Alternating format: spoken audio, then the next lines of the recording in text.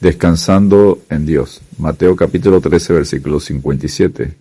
Y se escandalizaban de él. Pero Jesús les dijo, no hay profeta sin honra, sino en su propia tierra y en su casa. Al finalizar Jesús con las parábolas del reino, Mateo nos introduce a un nuevo tema. Usando por tercera vez su fórmula, aconteció que cuando terminó Jesús, en este caso estas parábolas, se fue de allí. Mateo 13, versículo 53. Mateo reúne unos 8 eventos donde Jesús enseña con la práctica lo que enseñó en la parábola del sembrador y el trigo y la cizaña. El primero de estos 8 eventos sucede cuando regresa a Nazaret, donde lo conocían desde niño. Esto aumentó la incredulidad de sus habitantes y no hizo muchos milagros. Fue la ceguera espiritual de la gente unido al problema humano de menospreciar a los conocidos y exaltar a los de afuera. La incredulidad confunde lo obvio. Mateo 13, versículo 54. Y venido a su tierra les enseñaba en la sinagoga de ellos, de tal manera que se maravillaban y decían, ¿de dónde tiene esta sabiduría y estos milagros? La sabiduría y el poder de sus obras no concordaban con la humilde situación de la familia. Pero porque la palabra de la cruz ciertamente es necedad para los que se están perdiendo, pero para los que se están siendo salvos, para nosotros es poder de Dios, porque está escrito, destruiré la sabiduría de los sabios y desecharé la inteligencia de los entendidos. 1 Corintios, capítulo 1, versículos 18 y 19. La incredulidad fortalece lo irrelevante. Mateo, capítulo 13, versículos 55 y 56. ¿No es este el hijo del carpintero? ¿No se llama su madre María y sus hermanos Jacobo, José, Simón y Judas?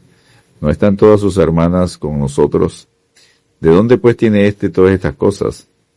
Al Señor lo llamaban el hijo del carpintero. Nos indica que aprendió el oficio que hacía José, pero también lo decían para menospreciarlo. La gente de Nazaret conocía a la familia de Jesús y nombran a sus medios hermanos y hermanas.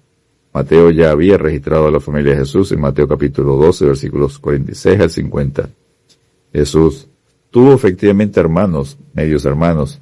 Son medios hermanos de madre, pero no de padre, por cuanto el Señor fue concebido por obra del Espíritu Santo, sin relación con varón. Mateo capítulo 1, versículo 18. Mateo enseña que José tuvo relación marital con María después de tener a Jesús, diciendo, no la conoció hasta que dio a luz a su hijo primogénito, y le puso por nombre Jesús. Mateo capítulo 1, versículo 25.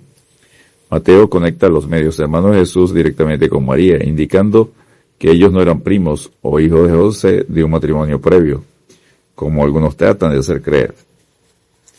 Ellos son mencionados en todos los evangelios, en Marcos 3, versículo 31, en Lucas 8, versículo 19 al 21, en Juan capítulo 7, versículos 3 al 5. Fue en parte acerca del carácter común de Jesús y su familia que los habitantes de Nazaret tropezaron. Les resultaba imposible aceptarlo incluso como un gran maestro humano, mucho menos como el Mesías divino. Es trágico que pequeños asuntos puedan usarse como grandes excusas para no creer. Los habitantes de Nazaret fueron como las personas a lo largo de la historia de la Iglesia que pueden hallar toda razón insensata para justificar su rechazo al Evangelio. Juan afirma, porque ni aun sus hermanos creían en él. Juan capítulo 7, versículo 5. La familia de Jesús lo aceptaron como el Mesías después de su resurrección. 1 Corintios 15, 7. Hechos capítulo 1, versículo 14. Jacobo fue el pastor principal de la iglesia en Jerusalén y reconocido como columna de la iglesia junto con Pedro y Juan. Gálatas 2, versículos 9 y 10. Jacobo escribió la carta de Santiago y Judas escribió la carta de Judas. La incredulidad ciega la verdad. Mateo capítulo 13, versículo 57. Y se escandalizaban de él, pero Jesús les dijo, no hay profeta sin honra, sino en su propia tierra y en su casa. Los habitantes de Nazaret se volvieron adversarios de Jesús y se escandalizaban de él porque la incredulidad los encegueció a la verdad que Jesús enseñaba.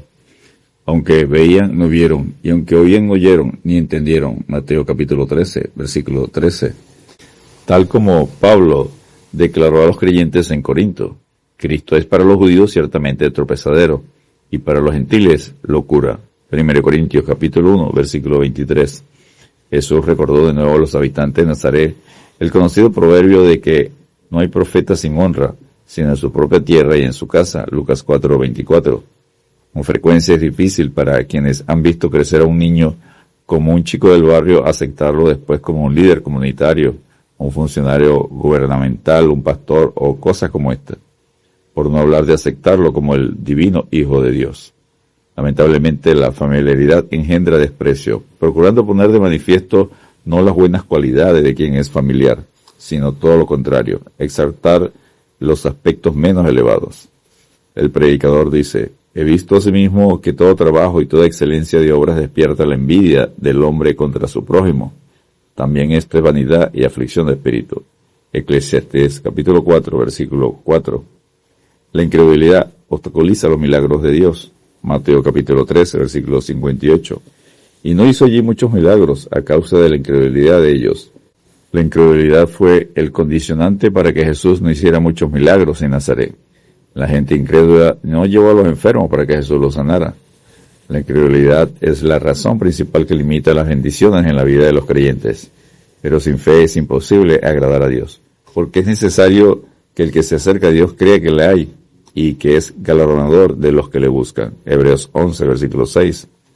Oremos como los discípulos: Señor, aumentanos la fe. Lucas 17, versículo 5. Exhortaos unos a otros hoy, para que ninguno de vosotros se endurezca por el engaño del pecado. Hebreos 3, versículo 13.